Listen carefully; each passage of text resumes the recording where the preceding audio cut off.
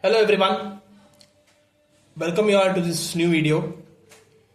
So in my previous videos we had discussed with the important concepts related to waveguide tees. In the previous three videos we have discussed three different kinds of waveguide tees: H-plane tee, E-plane tee and magic tee. Okay, magic tee is very important. So for that a separate video I have already done just previous to this video. Please go and watch it. The notes from the notes I have tried to explain as much as possible with all the following points from the scattering matrix point of view. Everything I have written it. Please go and watch it, those who have not watched that, because that is very important concept, guys. Okay, it is just before this video, and other concepts also related to waveguide tees, introduction part, everything I have covered it. So those who are new to this channel and those who are starting from here watching my videos, my suggestion is to you guys to please watch the playlist from the beginning and go with the flow. Okay, all the videos you need to be watching, because whatever I do in these videos for this subject are everything related to exam point of view only, in order to pass the exam. Okay, I'm not going in detail with this subject because I'm going with respect to the VTU syllabus for all the VTU students. So my humble and sincere request to all of you guys is to please watch these videos from the beginning of the playlist, those who are new to this channel. And if you like our video, please like this video and subscribe to our channel and stay updated for the upcoming videos as well. Okay, yeah, so let us continue with the concepts of module 2. So this is one last concept left in under module 2. Then after that we are going to solve problems from this module 2. So the concepts are related to microwave circulators and microwave isolators. Okay, what do you mean by microwave circulators and isolators, and what is its role in waveguide functioning and microwave networks? Everything I'm going to be telling you in this video, so stay tuned and watch this video. So let us start now from microwave circulators. So observe this figure very carefully under microwave circulators, and this is the block in which this microwave circulator starts functioning. Okay, all the phase shifter blocks are present beneath this diagram. So just observe this diagram and observe that we are having 4 ports here, which is formed in a circular manner, which is going from port 1 to port 2 to port 3 to port 4, and it goes on in a circular pattern. Okay, you see here, this is that pattern in which it flows. Okay, so from port 1 the wave is entering from port 4 to port 1, and port 1 whatever it's generated, it is going back to port 2, and port 2 from port 2 it is going to port 3, and it is going to port 4, and in this circular way it is traveling. Okay, this is the symbol of a simple circulator. It consists of 4 ports, and each port is having a particular phase shifter, and that phase shifter is a 90-degree phase shifter, because it is in a form of a circle, and the circle, the final degree of a circle is a 360 degree. The one full rotation is a 360 degree, and since we are having 4 outer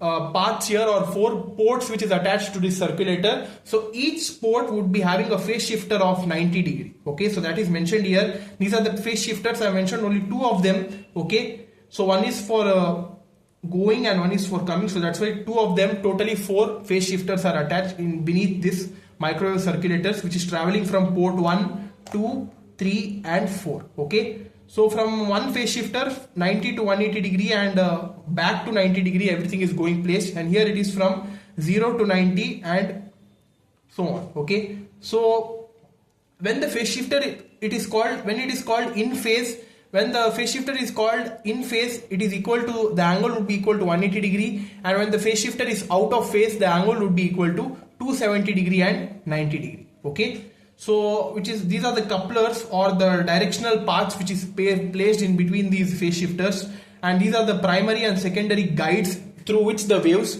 travel. Okay, so this was all about the brief about the figure. Now let you guys know about the circulator. Okay, circulator is a multi-port waveguide junction in which the wave can flow from nth port to n+1 port in one direction. Okay, so here the direction is not changed here. If you observe this figure very carefully, it is moving in one set of direction without any misdirection happening in between. In a circular pattern, it is moving in one direction. Okay, from nth port to n+1th port, that is from port 1 to port 2. It's incremental port, that is from 1 to 2, 2 to 3, 3 to 4 and so on, okay, in one direction. 4-port circulators are most common. So which we are studying now is a 4-port circulator. We would be having some multi-port circulators. What are the differences in that is, based on the number of ports, the angles should be divided in such a way, okay. So in this case, since there are 4 ports, so each angle in the phase shifter is equal to 90 degree out of phase or in phase, okay. So it consists of two 3 dB directional couplers, okay. So these are the two directional couplers here, that is coupler 1 and coupler 2, which is attached, 2 of them, and 2 non-reciprocal phase shifters, okay. So these are the 2 non-reciprocal phase shifters where the phase shift between in phase and out of phase is taking place, okay. So now let us get to the principle of operation of this microwave circulator. So first point, each couplers introduces a phase shift of 90 degree. So I have already told you, a coupler, there are 2 couplers, and each coupler would be introducing a phase shift of only 90 degrees, since it is a 4-port circulator and the total angle is 360 degree. It is getting divided by 4, so that's why it would be introducing a phase shift of 90 degree, okay. So when a wave is insulated to port 1, it is split into 2 components by the couplers, okay. So when a wave is getting insulated, or it is getting entered, it is entering port 1, that is from port 4 it is entering 1, then it would be splitting into 2 components by the coupler. Since we are having 2 couplers, so it would be splitting into 2 components, that is in phase component and out of phase component, okay. Third point, the wave at the primary guide arrives at port 2 with a relative phase shift of 180 degree, okay.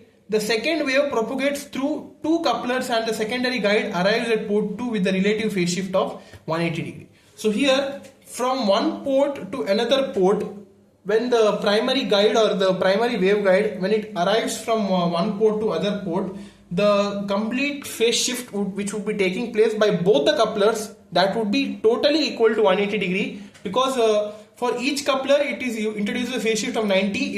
If there are 2 couplers, 90 into 2, that would be equal to 180 degree, okay. So therefore 2 waves reaching are in phase and power is transmitted from port 1 to port 2. Since there are 2 waves and the phase shift of both of them is 90 degrees, so that's why 90 plus 90, it would be completely in phase with an angle of 180 degrees. So that's why the power would be transmitted easily from port 1 to port 2, port 2 to port 3, port 3 to port 4, port 4 to port 1, and moves in that circular path, okay. So for considering 2 ports only, they have written this point here.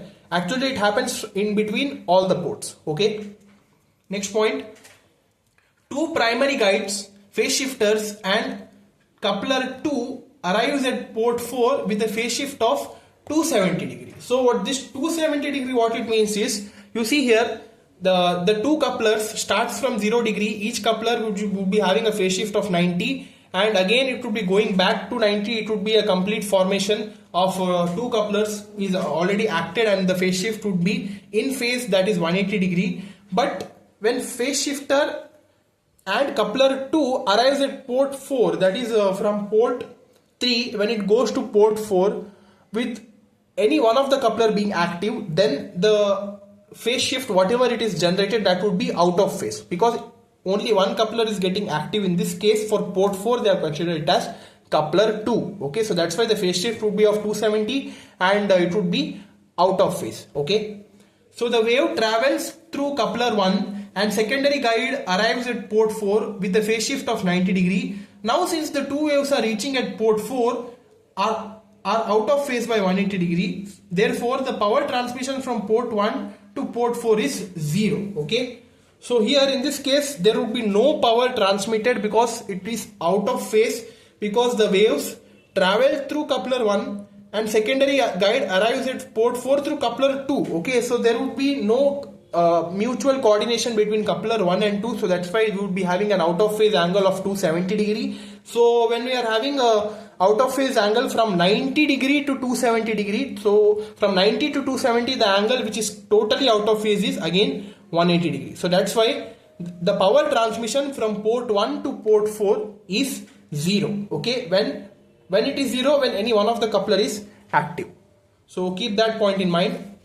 Now, a lossless 4-port circulator has the scattering matrix as follows. Okay, observe very carefully.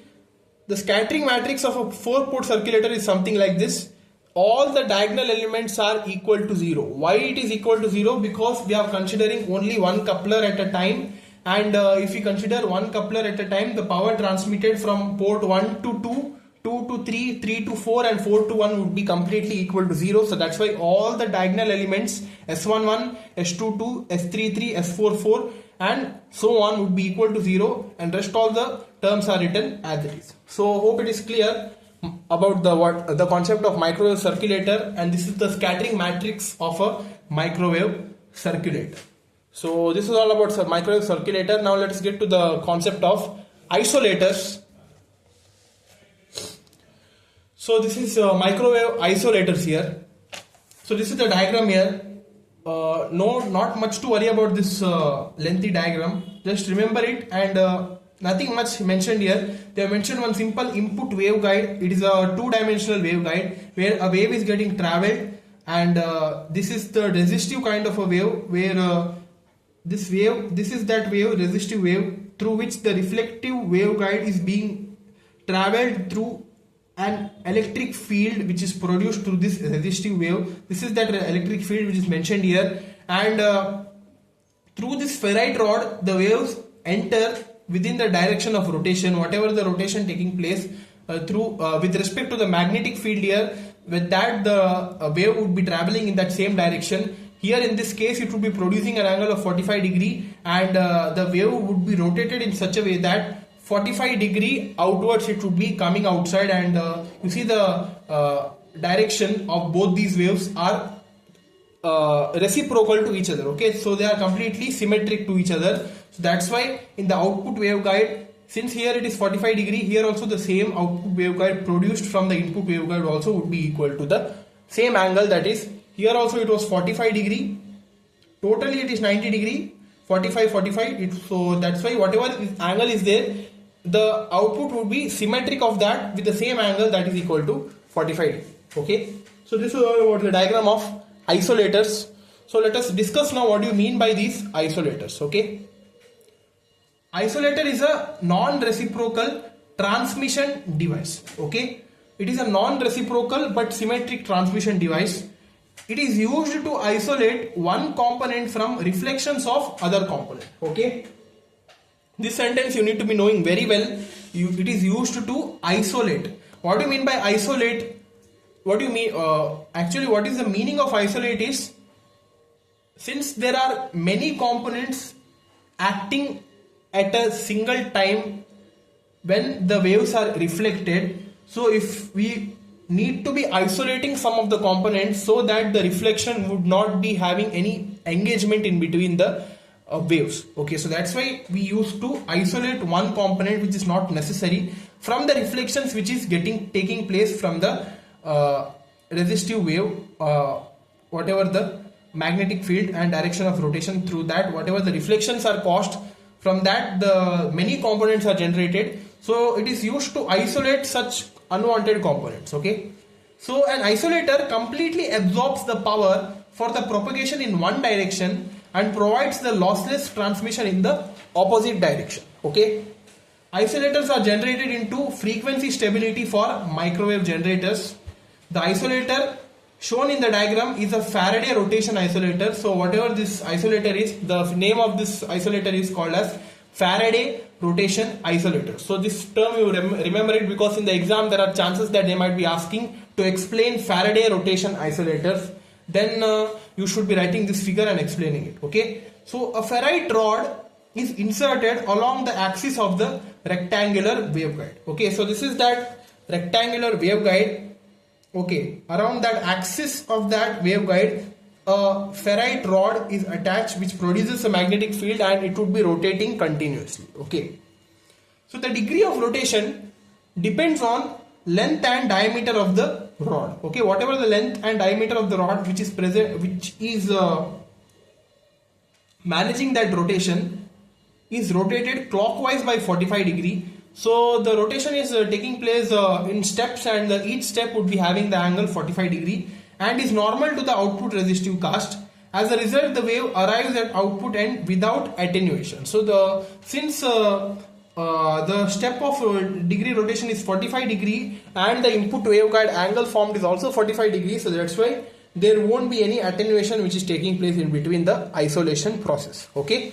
So on the contrary, the reflected wave on an output end rotates at 45 degree. Since the reflected wave is parallel to the input resistive card, the wave is thereby absorbed by the input card. So that's why you see here in the figure both the angles are equal to 45 degree. Okay. So now hope it is clear, and nothing much to know about this microwave isolators. Just note this figure down, and whatever points which I have mentioned, try to understand it and try to analyze why we are having the angles 45 degree, because we are moving in the steps of 45 degree, and here in the input they have measured it as an input waveguide of a 90 degree, where the axis is drawn in such a way that the angles are getting splitted into 45 degrees. So that's why the direction of rotation is in steps of 45 degree, and the output waveguide also produced, which is symmetric to each other, that also is of the angle of 45 degree. Okay.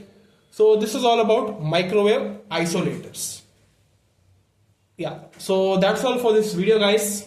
In this video we had discussed with microwave circulators and isolators. So hope you understood these concepts very well. So that's all for the complete module. We are left with some problems now that we are going to solve in the upcoming 2 videos. I'm going to make 2 videos where I'm going to solve 2 problems in each video from this module 2. Okay, so stay tuned for that. Those problems are very important from exam point of view. So don't miss that video. Okay, so that's all, guys. Like this video, subscribe to our channel. Thank you.